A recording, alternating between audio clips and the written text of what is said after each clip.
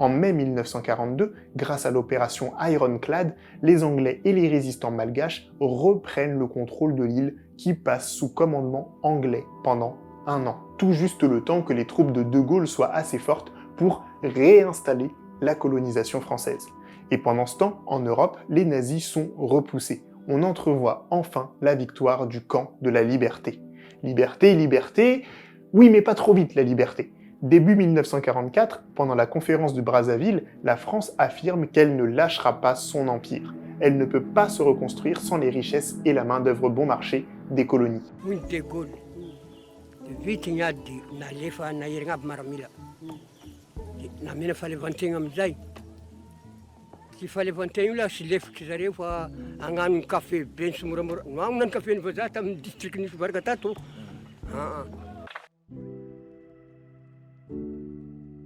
Les soldats malgaches rentrés de France sont furieux. Petit à petit, ils commencent à rejoindre les sociétés secrètes qui avaient lutté contre les vichistes. Mais en parallèle, une autre forme de résistance s'organise. Une résistance légale et non violente.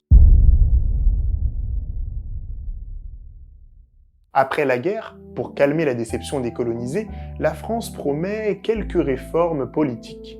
En octobre 1945, elle signe la Charte des Nations Unies, incluant le principe du droit des peuples à disposer d'eux-mêmes. Les choses commencent à bouger. Nous sommes le 21 octobre 1945 à Paris. Joseph Rasset, Joseph Raboang et Jacques Rabé-Malandjar, des militants pour l'autonomie de Madagascar, se rejoignent pour créer le mouvement démocratique de la rénovation malgache, le MDRM. C'était ici que nous avons fondé le MDRM. L'ambiance était très, je dirais même presque fervente, parce qu'on avait créé quelque chose, n'est-ce pas, qui n'existait pas encore à Madagascar à l'époque.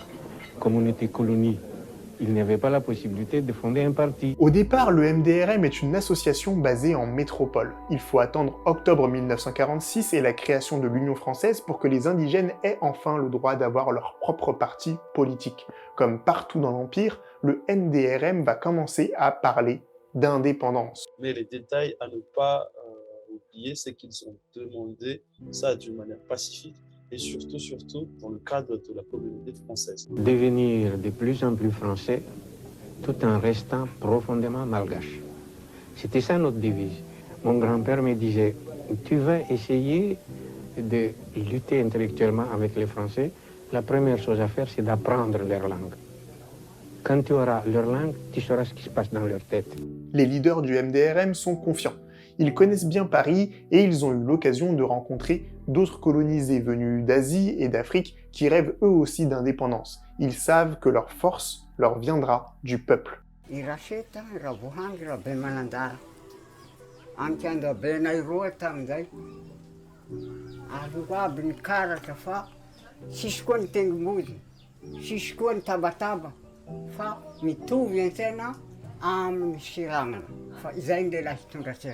Et ça marche. Très vite, des milliers de Malgaches prennent leur carte au MDRM qui s'impose de manière écrasante aux élections, à tel point que les colons commencent à paniquer.